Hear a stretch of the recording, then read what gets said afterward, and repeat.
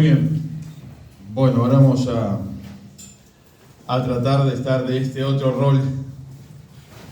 Y quiera Dios que lo que hemos de compartir pueda ser de bendición, de ánimo, de desafío para todos.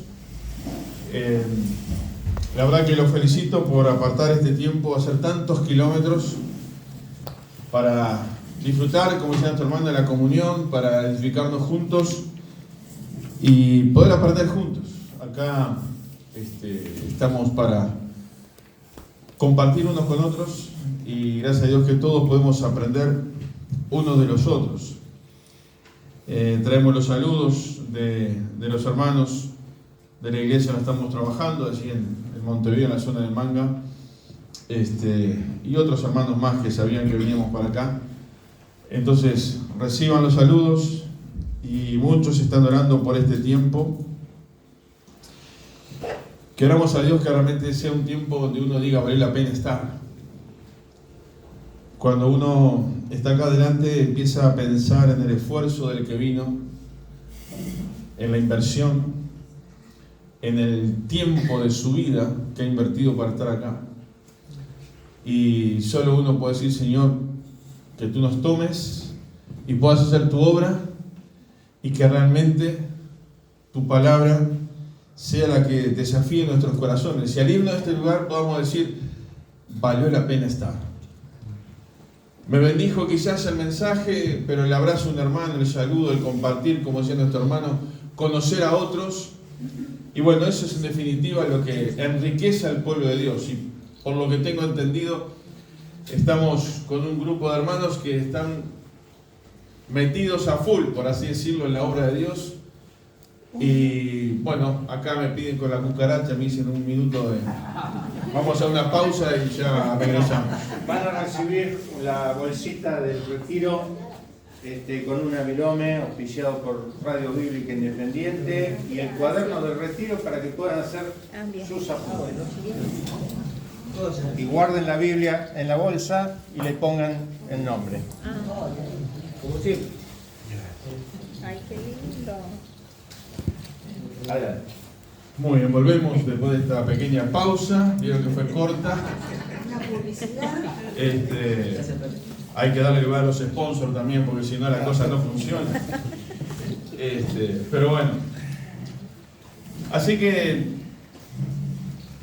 la idea es que podamos edificarnos juntos por encima de todas las cosas. Cuando Eduardo me invitó para compartir este tiempo, me tiró ahí algunos temas, algunas cosas que le gustaría que pudiéramos desarrollar. Y pensando en la obra de Dios, pensando en lo que el Señor quiere de nosotros y pensando en que si hay un milagro que uno realmente tiene que decir, este es el milagro, es cuando una persona acepta a Cristo. Cuando una persona recibe a Cristo en su corazón, ese es el milagro más grande que se puede hacer porque cambia su eternidad. Y no solamente la eternidad, sino que cambia su presente. Entonces, está bien si alguien se sana de una enfermedad aquella, o si alguien que estaba en silla de ruedas salió caminando, yo qué sé. Son todos milagros que pueden impactar. Pero el milagro que impacta en el mundo espiritual es cuando una persona acepta a Cristo, cambia su vida, sale de las garras de Satanás para estar en las manos del buen pastor y poder tener una vida que realmente vale la pena vivirla. Y quiera Dios que todo lo que estamos acá podamos decir, como cristianos, puedo decir, estoy viviendo una vida que vale la pena vivirla. Y la pregunta que muchas veces me hago es, y te la hago, es, el cristianismo, el ser cristiano, ¿es una carga? ¿O estás cargando el ser cristiano? ¿Se entiende lo que digo? Una carga es cuando es ese compromiso de vivir para Dios. Y otra cosa es cuando estoy cargando con algo que me está pesando. Y a veces podemos estar en esa situación de que como cristianos, como que estar cargando esta vida espiritual porque parece que muchas cosas que otros hacen no las puedo hacer, otras cosas que otros disfrutan no las puedo disfrutar. En definitiva, bajamos la mirada y ponemos la mirada en las cosas de este mundo y no nos damos cuenta que lo espiritual está por encima de todas las cosas. Entonces, en realidad lo que estamos es disfrutando la vida que solamente aquel que tuvo un impacto con Cristo la puede disfrutar. Hermanos, no somos nadie, pero el apóstol Pablo dijo, por la gracia de Dios soy lo que soy. Y en sí estamos por encima de aquellos que aún no tienen a Cristo. Porque su destino eterno es una eternidad, una muerte eterna. Y nosotros tenemos el privilegio de una vida eterna. La responsabilidad nuestra es que otros también puedan conocer a Cristo. No somos más que nadie, pero en este momento disfrutamos una posición en Cristo mejor que aquellos que aún no tienen a Cristo. Por eso es vivir una vida que realmente valga la pena vivir. Y una de las cosas que me compartía ahí Eduardo, pensando en la iglesia y pensando en el funcionamiento, me tiró un título, el modelo bíblico de iglesia. Bueno, entonces cuando uno viene esa frase, enseguida empieza así, ¿cuál es el modelo bíblico? Porque hay muchas iglesias con diferentes formas de funcionar. La iglesia es una sola, sabemos, ¿no? Todos aquellos que son redimidos por la sangre de Cristo, independientemente de donde se congreguen.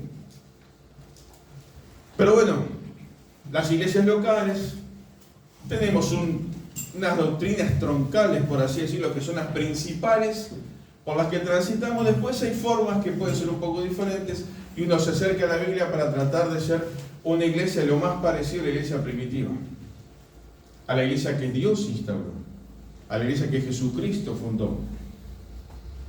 Entonces, por ejemplo, yo les tiro un par de pasajes ahí. Tito capítulo 1. Tito el capítulo 1, vamos a leerlo rápidamente, no vamos a desarrollarlo, porque los quiero llevar a un pensamiento que no es tanto la iglesia como estructura. Dice Tito capítulo 1, versículo 1, Pablo, siervo de Dios y apóstol de Jesucristo, conforme a la fe de los escogidos de Dios y el conocimiento de la verdad que es según la piedad. Versículo 2 dice, en la esperanza de la vida eterna, la cual es Dios que no miente. ¿Qué frase esta, no? Dios que no miente.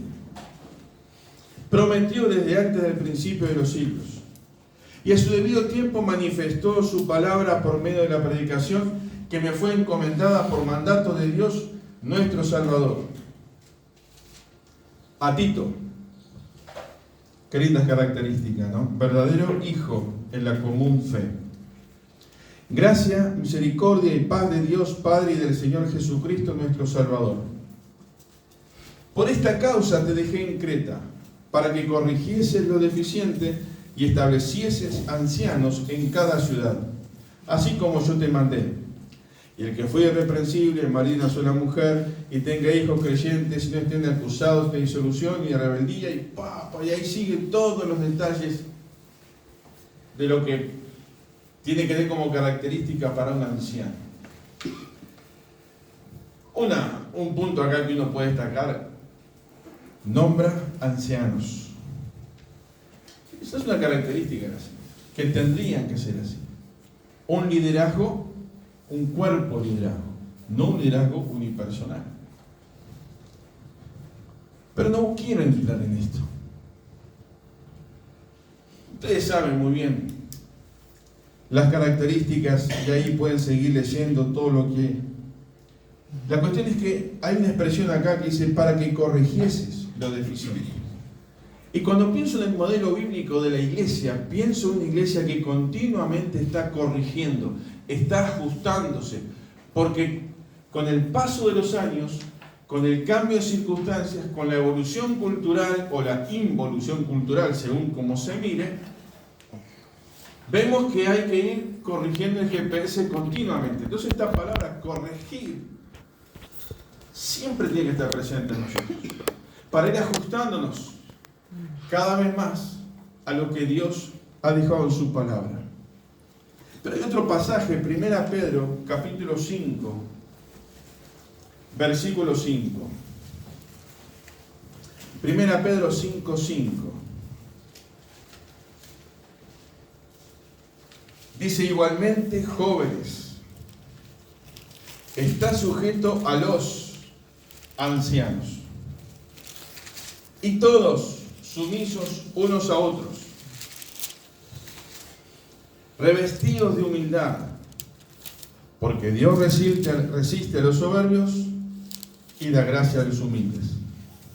Humillaos pues bajo la poderosa mano de Dios, para que Él os exalte cuando fuere tiempo. ¿Les parece que estas características que leímos acá nos pueden ayudar a ese modelo de iglesia que Dios quiere? Sin duda. Habla a los jóvenes y dice que está sujetos. Pero para estar sujeto a un anciano tiene que tener la característica de lo que dice el anciano en la palabra de Dios. Pues si el anciano no cumple con esa característica, no vamos a entrar en ese tema porque es muy amplio. Pero la exhortación es a ¿qué? A sujetarnos. Hoy la sociedad cada vez más, esta palabra, sujetarse a otro, a la autoridad, cada vez más que la está quitando del lugar. Por eso es lo que decíamos, a medida que pasa el tiempo tenemos que ir corrigiendo para ir trayendo esos conceptos fundamentales de la Biblia, de sujeción, por ejemplo. Una sociedad que quiere destruir esa palabra y nosotros tenemos que fortalecerla. Pero también dice sumisos unos a otros. Y ahí entran los ancianos que tienen que ser sumisos, sin duda. Unos a otros. Nadie es más que nadie por ocupar determinado rol o actividad dentro de la iglesia o responsabilidad. Entonces uno puede seguir hablando de estas cosas, de lo que es la humildad. Humillaos, dice el versículo 6, bajo la poderosa mano de Dios para que Él os exalte cuando fuere tiempo. Hoy estamos en una sociedad donde la autoexaltación está al orden del día. ¿Es así o no? Yo vivo en Uruguay, no sé acá en Argentina, capaz que no. Allá hay una frase, vende humo, que vende su propio producto y hace más ruido que lo que realmente es. La autoexaltación. Ahora, acá la enseñanza es que Dios te exalte. No te exaltes. A ver si esto pasa acá en Argentina o solamente pasa en Uruguay. Cuando se saca una foto y después las querés ver, ¿qué es lo primero que mirás en la foto?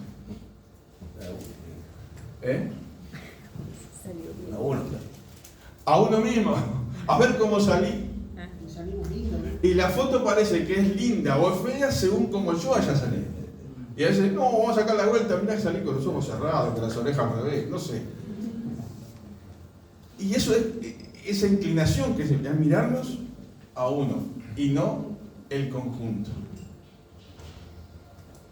Ahora,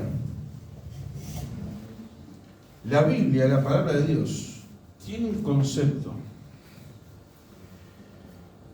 o una exhortación o un pedido o una función. Podríamos definirlo de muchas maneras, que hace tiempo que está trabajando en mi corazón y creo que en la iglesia tenemos que enfatizar más en esto.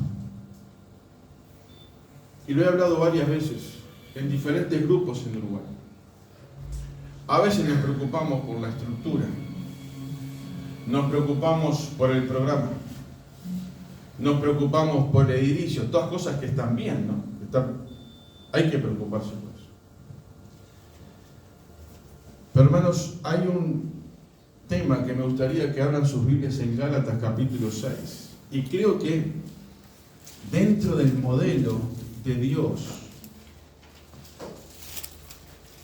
de iglesia, aquí tenemos un modelo. ¿Saben que buscaba la definición de la palabra modelo?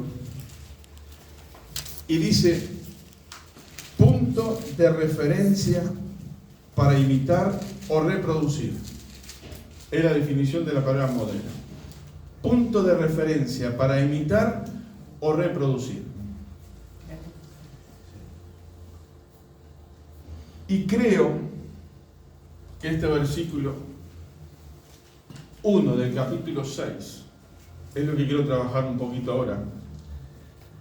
Dice Gálatas 6:1: hermanos, si alguno fuere sorprendido en alguna falta, vosotros que sois espirituales, restauradle con espíritu de mansedumbre, considerándote a ti mismo, no sea que tú también seas tentado. ¿Y saben lo que quiero pensar como modelo bíblico de la iglesia? Una de las facetas, entre tantas, es la restauración. ¿Saben? No sé, no conozco tu iglesia local, no conozco mucha obra en Argentina, pero hoy en día creo que la iglesia tiene que dedicar mucho tiempo a la restauración. Y creo que se ha descuidado mucho, por mucho tiempo. Nos hemos preocupado, y está bien, por cumplir la gran comisión de predicar, de alcanzar a otros con el amor de Cristo. Y la gente viene, se convierte, está un tiempo, y yo te pregunto, por un instante, pensá, ¿cuánta gente hoy está fuera de la iglesia donde tú te congregas? Y voy a decir algo que es como debería decirle la conclusión, pero hoy la iglesia tiene que dedicar tanto tiempo, o el mismo tiempo, en la evangelización que en la restauración. Hay muchos hermanos que necesitan restauración. Quizás alguien aquí adentro de esta noche necesita restauración. Y cuando uno va a la Biblia, el hilo conductor de la Biblia, ¿cuál es? Dios restaurando su relación, su comunión ¿con quién? Con el hombre. Entonces, de plano, esta palabra restauración, restaurar, está en toda la Biblia. Y el gran objetivo de Dios es restaurar. Y a veces, hermano, digo esto con mucho respeto, no quiero ofender a nadie, pero nos ha tocado vivir la carga de muchas estructuras que han herido a muchos hermanos. Y que hermanos que pueden ser muy valiosos, todos son valiosos, ¿no? Pero muy valiosos son las manos de Dios, sus vidas, por tantas estructuras y por descuidar este tema de restauración, hoy no están cumpliendo con el propósito de Dios. Y me animo a decir algo más. Muchas veces yo soy responsable de que ese hermano no esté cumpliendo con el propósito de Dios. Y cuando digo esto estoy pensando en que a veces alguien por ahí dejó de venir porque yo lo ofendí, porque yo lo herí para alguna situación. O quizás algo que pasó dentro de la congregación y no se trabajó de la manera correcta. Y hoy ese hermano está viviendo una situación muy difícil.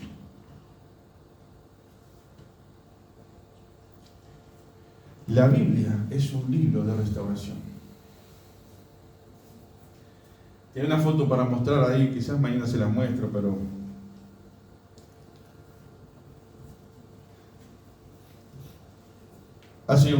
el año pasado tuvimos un casamiento de un jovencito, creo que la mostré, me parece, allá en Jujuy,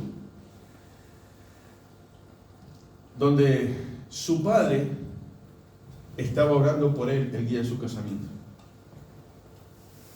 Uno dirá, pero eso no tiene nada de... es normal. Bueno, puede ser normal cuando hay una familia normal.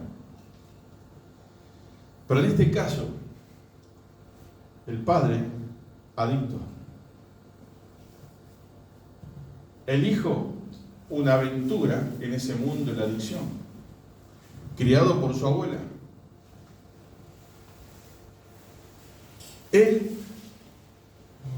Este joven empieza a ir como adolescente a la iglesia, como niño en la escuela dominical, después adolescente, se convierte, acepta a Cristo. Una de las tantas noches, una vez veníamos después de un curso de varones, una noche fría de invierno, cuando sobre las 11, 12 de la noche, cuando lo dejo en la puerta de su casa, vemos a alguien revolviendo una volqueta de basura. Volqueta está bien acá, se conoce ese nombre así, eso de... Un contenedor de... Ahí está. Un frío. Y cuando estacionamos el auto ahí, que él se bajaba, asoma la cabeza de ese contenedor el papá de este joven. En un barrio.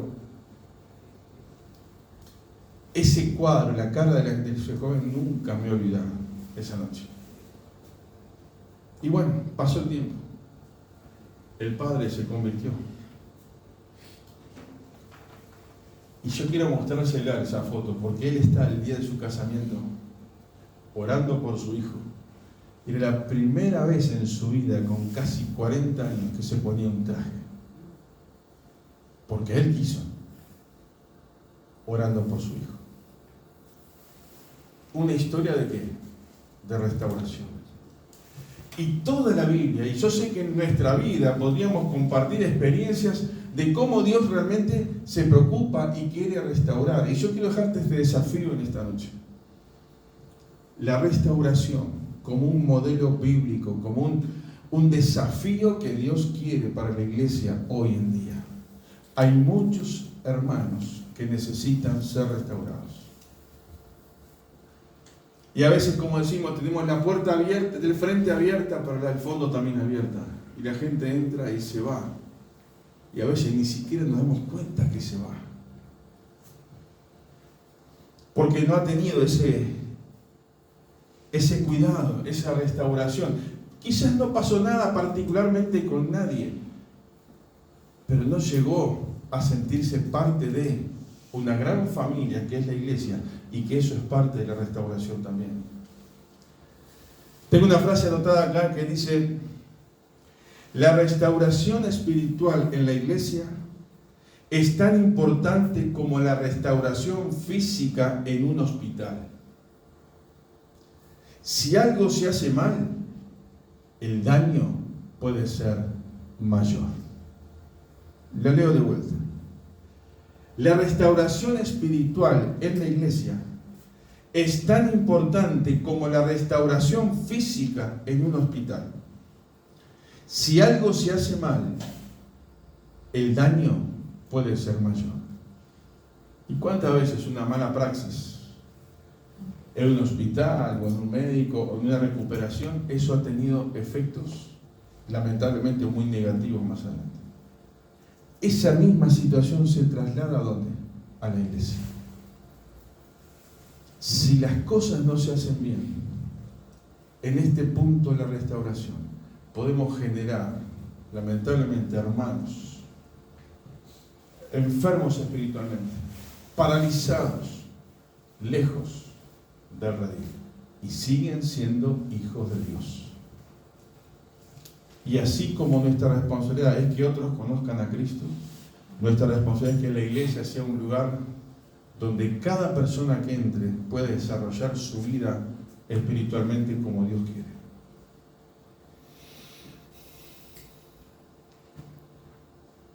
Este versículo que leímos de Gálatas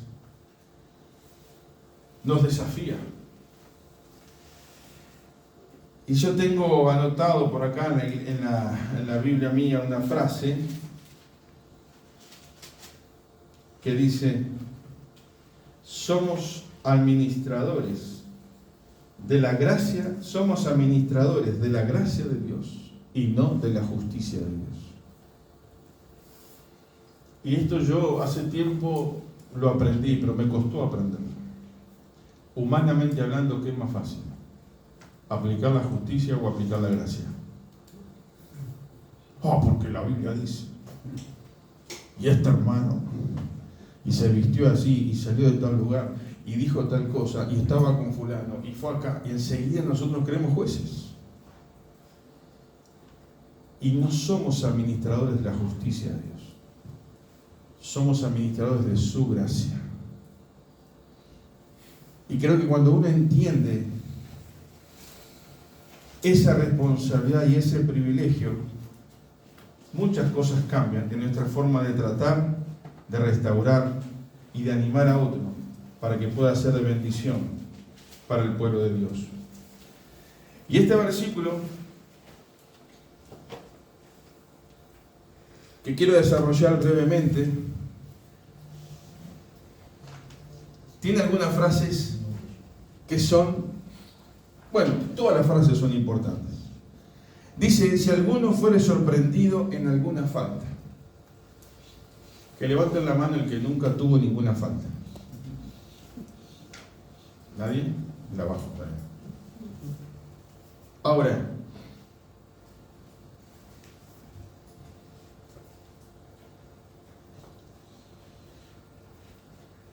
voy a leer una frase que copié literalmente de un comentario que dice: si un creyente fuera sorprendido en alguna falta, podríamos decir así.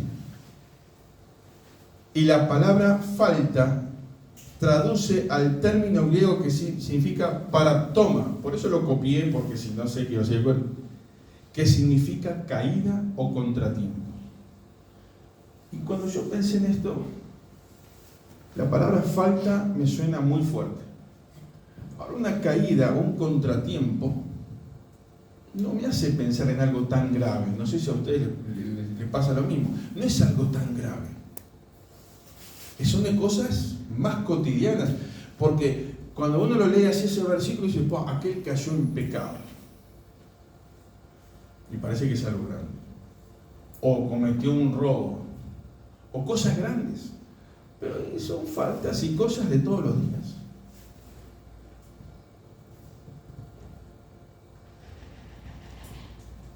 Dice, como verbo también puede significar tropezar. No se refiere necesariamente a un pecado grave, sino a un error más o menos importante. Claro, no quiere decir que si el pecado es grande en nuestro juicio, lo voy a tratar de una manera, y si el pecado es chico en nuestro juicio, lo voy a tratar de otra manera. No. El pecado es pecado siempre. Pero lo que me está diciendo acá es sorprendido. Cuando algo que hago no está bien. Y puede ser algo muy grave o algo más sencillo. Por ejemplo, es una pregunta que es media peligrosa. ¿Ustedes han visto alguna vez en sus congregaciones sacar a alguien de comunión por un pecado de adulterio o de fornicación? ¿Qué? Les pregunto, ¿cuántos han visto que se sacara de comunión por el pecado de murmuración?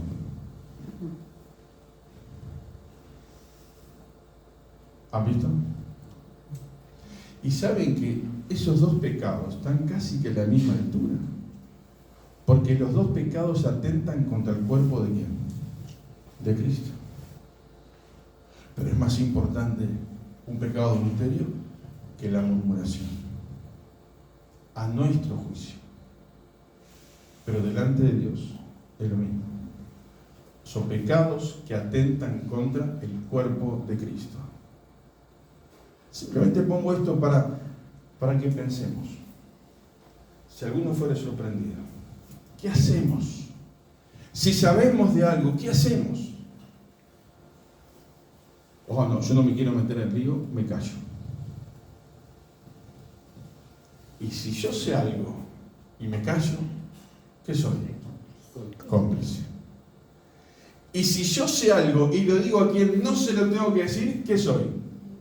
Un murmurador con mayúscula. ¿Qué tengo que hacer?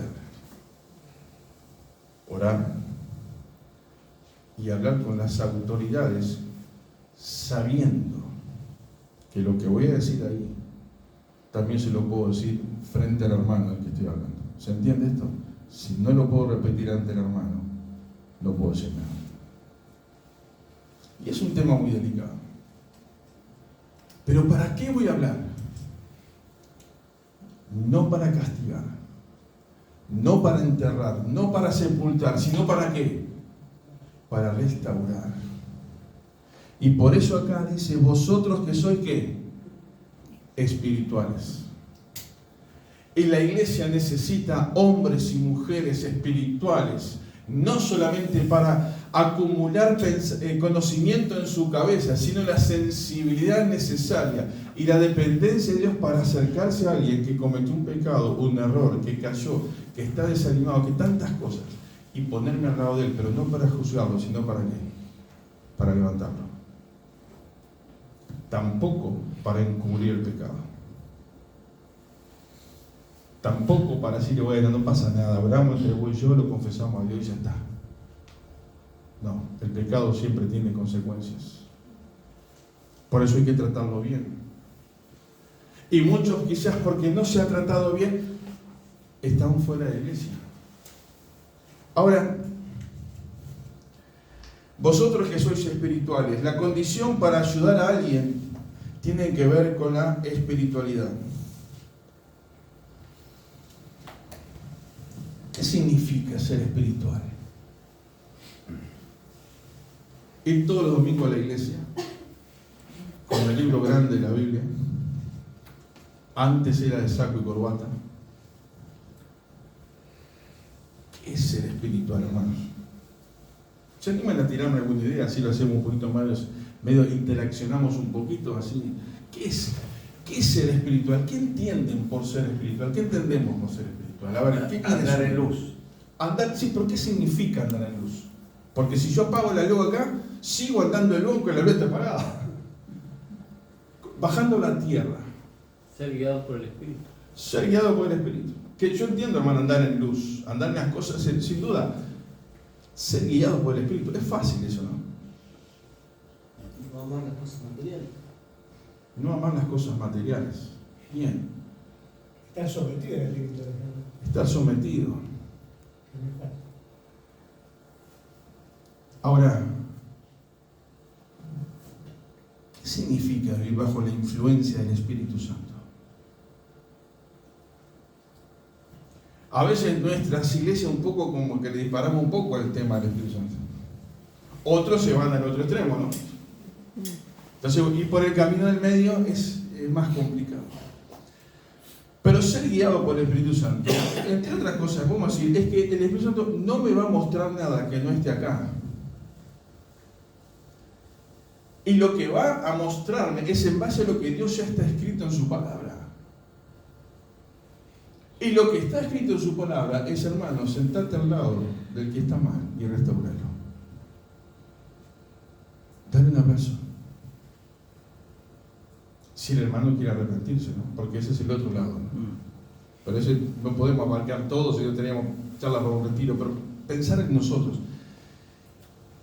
Y yo me pregunto, ¿cuánto yo estoy siendo guiado por el Espíritu, siendo sensible a lo que Dios les ha pasado cuando a veces uno está haciendo cualquier actividad, de repente viene a la mente un hermano?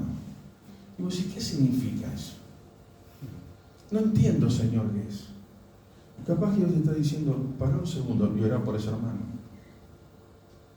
Y capaz que Dios dice, hace algo más y mandale un mensajito. Y hace algo más, che, andá a visitarlo. Y hace algo más, renunciar a tu comodidad.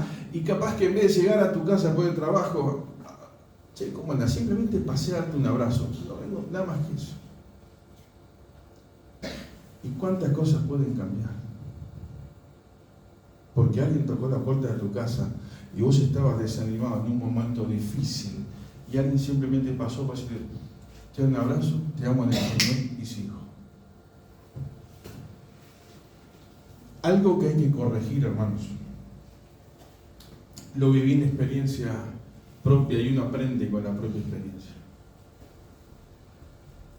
Cuando alguien está pasando un momento difícil de enfermedad, me tocó, mi esposa luchó 6 años con una enfermedad oncológica.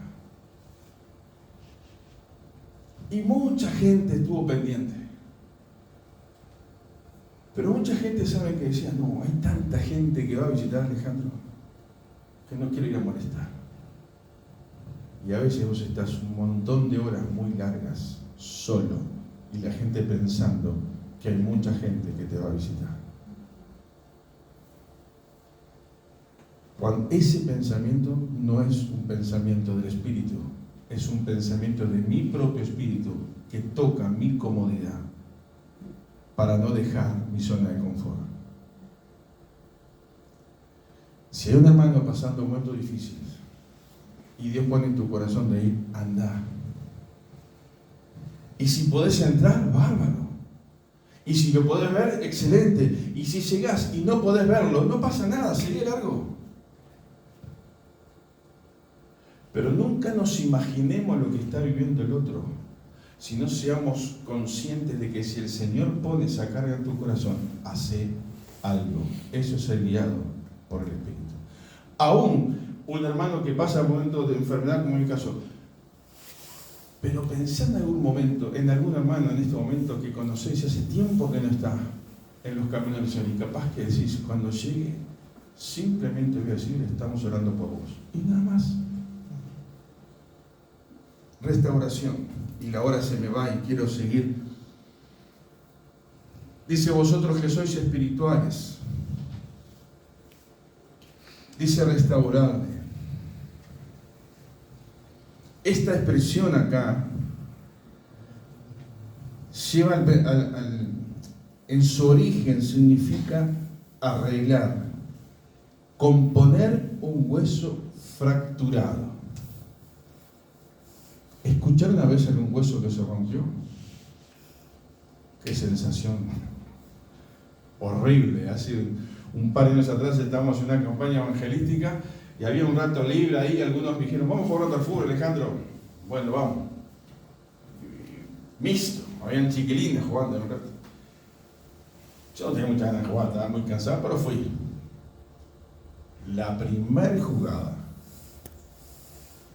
dar un pase y una chica de 22, 23 años que es profesora de educación física y juega al fútbol ahí en Maldonado, salió corriendo y todos sentimos un ¡pac! Y se cayó. Pero un ruido tan que no. ¿Qué pasa? Se quebró el fémur. El fémur. Los médicos no podían creerlo. Cuando ella sintió el paraíso, ¡pac! Se quebró y cuando apoyó, ¡pum! Una cosa increíble. Pero ese ruido de ¡clac! Ahora, los médicos todavía dijeron, en algún accidente, en algún motociclista, hemos visto algunas fracturas, pero son muy pocas. Les llevó mucho tiempo restaurar eso. Y saben que esta palabra restaurar es arreglar un hueso que se rompe, un hueso que está roto para que vuelva a caminar. Esta es la enseñanza de cuando uno restaura a alguien. Lo que nos está enseñando este pasaje. Y como iglesia, hermanos, necesitamos restaurar, ayudar a otro a que empiece a ¿qué? A caminar. Cuando alguien se fractura y lo dejamos solo, no puede moverse. Depende de quién. Depende de nosotros. Y la restauración en la iglesia depende de cada uno de nosotros.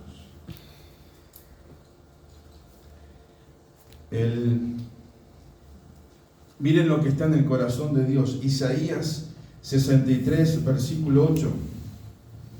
Isaías 63, 8 dice, porque dijo, ciertamente mi pueblo son hijos que no mienten, y fue su Salvador.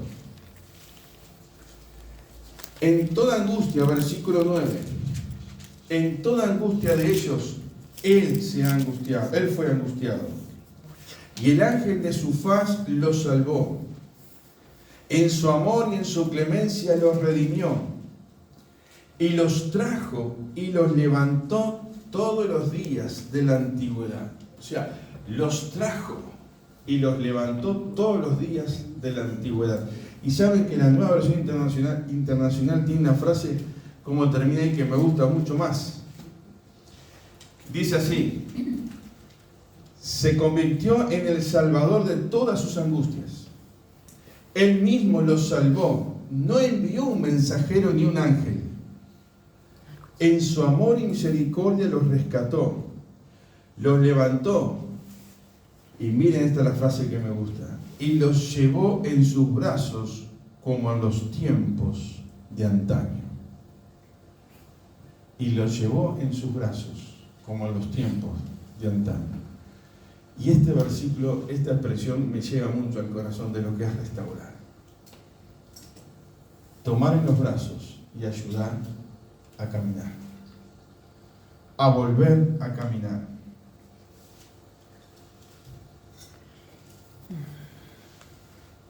En esos procesos de restauración hay momentos de rechazo, hay momentos de aceptar la ayuda, hay momentos de animar, de decir, bueno, qué bueno, como que te anima porque ves avance, de repente se va para atrás de vuelta, pero que es el deseo del corazón, pase lo que pase, ayudar a restaurar para que el hermano vuelva a caminar. Y dice la frase siguiente del versículo, con espíritu de mansedumbre. Este es el otro tema. ¿Con qué espíritu? ¿Cómo me acerco al hermano? Y recordemos, hermanos, que estamos pensando en este modelo bíblico que a lo largo de toda la historia de la Biblia Dios quiso y siempre quiere restaurar la relación personal entre el hombre y Dios.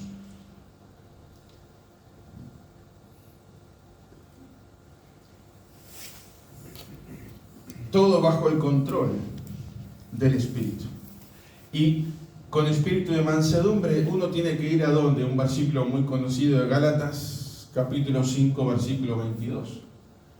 Que el fruto del Espíritu Santo se manifiesta de diferentes maneras. Que dice ese versículo. Mas el fruto del Espíritu es amor, gozo, paz, paciencia, benignidad, bondad, fe, mansedumbre, templanza. Contra tales cosas no hay ley. Pasar por alto la ofensa. Un espíritu de mansedumbre me ayuda a pasar por alto la ofensa. Te pregunto, hermano, ¿alguien alguna vez te ofendió? ¿Sí o no?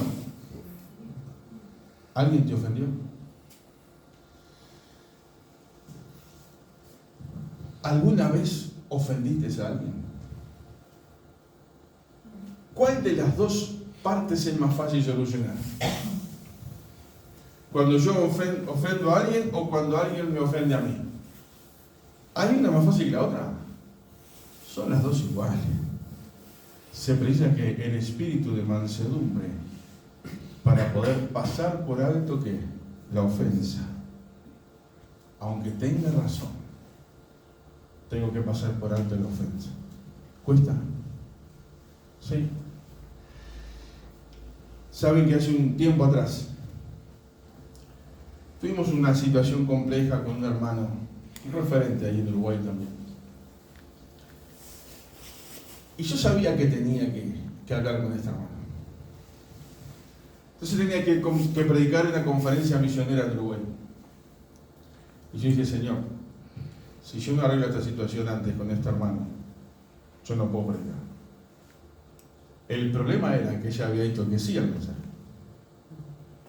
Sabía que tenía esa situación en medio. Entonces, si se me había comprometido, ¿qué tenía que hacer? Arreglar. Y no fue fácil, lo digo de corazón, no fue fácil. Pero nos encontramos, hablamos, pusimos las cosas sobre la mesa y hoy nos podemos abrazar y podemos seguir juntos. Y yo pude predicar en esa conferencia con total libertad. Sabía que si no lo hacía, había algo que estaba mal. Hermanos, ¿cuántas veces situaciones así trancan nuestro ministerio? Y decimos, si la iglesia no funciona y la gente es muy dura. ¿Se acuerdan que esa canción cantábamos antes? Somos un pequeño pueblo muy feliz. Y parece que nos conformamos con eso, éramos poquito, éramos buenos. La gente es muy dura, no quiere aceptar a Cristo. Entonces la culpa de que la iglesia no crece es los de afuera, no los de adentro. La pregunta que yo me hago, ¿cuál es la voluntad de Dios con respecto a la iglesia? ¿Que crezca o que no crezca? Que crezca. Y si no crece, ¿por qué es? Es porque hay que mirar para adentro. En un pueblo en Uruguay, habían dos hermanos, dos ancianos, que un mes era uno el anciano de la iglesia y el otro mes era el otro. Estaban tan peleados que no se podían bancar. Y hay una anécdota de un hermano que va al banco del pueblo y encuentra a uno de los ancianos en una punta y el otro en la otra punta. Ya. ¿Saben qué pasó con esa iglesia? ¿Qué pudo haber pasado? Se cerró. Y llevaron la llave del local a una reunión, varios líderes, dijeron, nosotros, el último anciano que quedaba, yo no puedo más con esto, dejó la llave. Y con un tío mío, con Nelson Ferrando, nos miramos y dijimos, agarramos la llave. Dejamos pasar el tiempo porque la iglesia tiene un testimonio malísimo en ese pueblo. Dejamos pasar el tiempo que creciera el pasto, que toda una decadencia total. Y un día fuimos, no sé, 8 o 9 meses después fuimos y pintamos, cortamos el pasto, pusimos un cartel nuevo como diciendo cambio de firma. Y saben, hermanos, Dios empezó a bendecir. ¿Saben cuál fue la condición que pusimos? Que ninguno de los que estaban antes vuelvan a la conferencia, a la reunión. Porque saben que el testimonio era tan malo que algunos, solamente Dios sabe esto. Yo no sé algunos si hasta realmente eran salvos. Porque las cosas que pasaban, dicen, ¿cómo puede ser? Y hoy Dios está prosperando ese lugar. A veces hay que hacer una limpieza. Porque por encima de todas las cosas está ¿qué? Está la obra de Dios. Y quisiéramos restaurar a sus hermanos, pero algunos no sé si llamarlos hermanos. Pero cierro eso para que tengamos cuidado, que a veces esas relaciones interpersonales pueden llevar a que la iglesia desaparezca, la iglesia local, gracias a Dios que no la iglesia en general. Dice la última frase, considerándote a ti mismo, no sea que tú también seas tentado. Nadie está libre de caer, de tropezar. 1 Pedro 4:8 dice, y ante todo tened entre vosotros ferviente amor, porque el amor cubrirá multitud de pecados. Saben, el amor cubre pecados, pero no quita el pecado. Cubre en el sentido de el trato de traerlo, pero el que quita el pecado, que es la sangre de Cristo en base a la confesión. Y cuando hay un arrepentimiento genuino, hay ahí una confesión.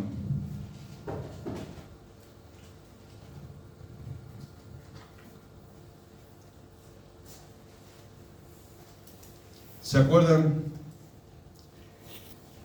de dos personas que influenció su carácter para que Dios obrara en ellos? ¿Se acuerdan de Naamán?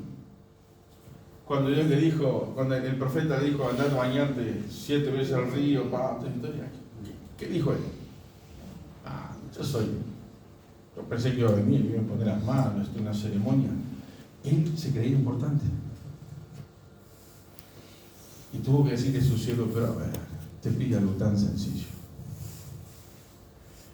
Y hermanos, a veces Dios nos pide cosas tan sencillas y las complicamos nosotros tanto.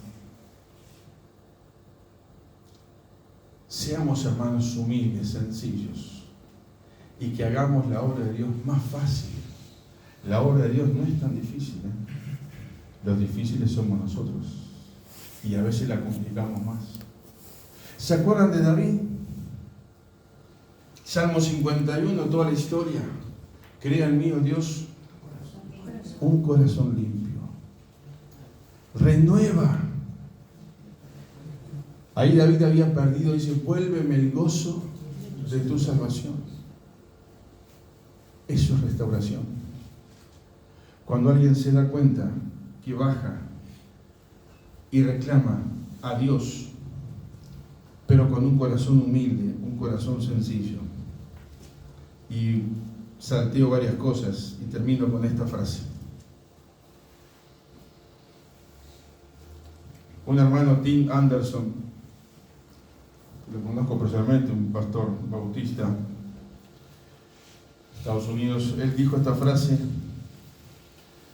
cuando juzgamos más de lo que restauramos, la mano de Dios ha sido retraída.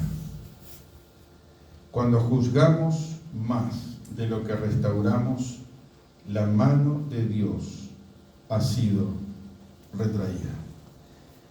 Y yo creo, hermanos, que esta es una gran verdad. No somos quienes para juzgar. Dejemos a Dios. Administremos la gracia de Dios, para que la mano de Dios se manifieste, para que los brazos de Dios nos levante otra vez como en antaño, como antes, y podamos ¿qué? Caminar otra vez. Y yo no sé, queridos, cómo está cada uno de ustedes en esta noche. Yo sé mi experiencia. En un momento, cuando pasé esa experiencia de la partida de mi esposa, dije, no sé lo que Dios tendrá para adelante, pero ese momento cuando uno se ve, ¿vieron cuando uno intenta agarrar el agua con las manos? ¿Y qué pasa? La querés agarrar, la querés retener, pero se te va, se te va, se te va. Y era lo que yo quería hacer con mi esposa, retenerla, pero se te va, se te va y se te va, y parece que se te rompe el alma por la mitad, y parece que no hay nada que pueda restaurar eso, pero Dios restaura. Yo puedo mirar para atrás y lo que Él me está permitiendo vivir con Susana y todo lo que Dios ha restaurado en mi corazón y en mi alma, Dios restaura. Porque siempre está aquella frase de aquella hermana que me dijo: Dios no quiere que sus siervos estén solos. Y esto lo dijo pensando en un matrimonio. Pero cuando traspolamos esto a la iglesia, Dios no quiere que sus siervos estén solos. Y hermanos, en el ministerio, no hagas el ministerio solo. No te creas nada más. No te creas el superhéroe. Porque aún los grandes hombres de Dios tuvieron que clamar para que Dios esté con ellos en momentos muy difíciles. No sé cómo estás en esta noche. Quizás Dios tenga que restaurar un área de tu vida. Quizás eso que la iglesia necesita hacer, que es restaurar, hoy quizás Dios lo quiere hacer en tu vida. En algún área que solamente tú sabes. Quizás al orar, al terminar, antes que Eduardo cierre la reunión, me gustaría tener un tiempo de oración. Que cada uno pueda mirar hacia adentro, dar vuelta a los ojos y no mirar hacia afuera, y empezar a mirar hacia adentro y decir: Señor, la Biblia es un libro de restauración.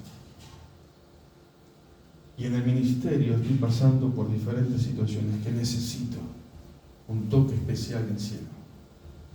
Que restaures algún área de mi vida que está lastimada.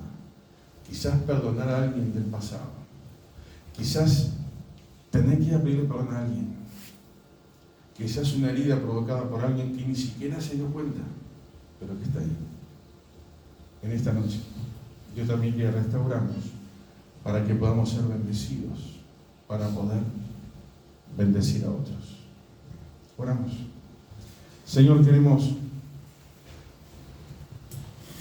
darte gracias porque tu palabra es un libro de restauración. Padre, gracias porque a la iglesia le has encomendado esta tarea tan importante, tremenda, este misterio, el mensaje del ministerio de la reconciliación, que es la restauración de esa comunión del hombre con Dios. Padre, gracias porque hay esperanza en nuestra vida, porque nuestra vida tiene sentido. Pero Padre, quiero darte gracias por cada uno de los que estamos aquí en esta noche. Y rogarte, Señor, que si hay algún área que necesita ser restaurada por ti, que cada uno pueda abrir su corazón delante de ti y decir: Señor, restaura. Tú sabes cómo están mis manos, cómo está mi corazón, cómo está mi mente. Señor, que en esta noche pueda sentir ese hueso que se rompió, pero que tú restauras, para que pueda seguir caminando y para que pueda sentir que tú me cargas en tus brazos como antes. para llevarme en este camino. Bendice, Señor, a mis hermanos en esta hora.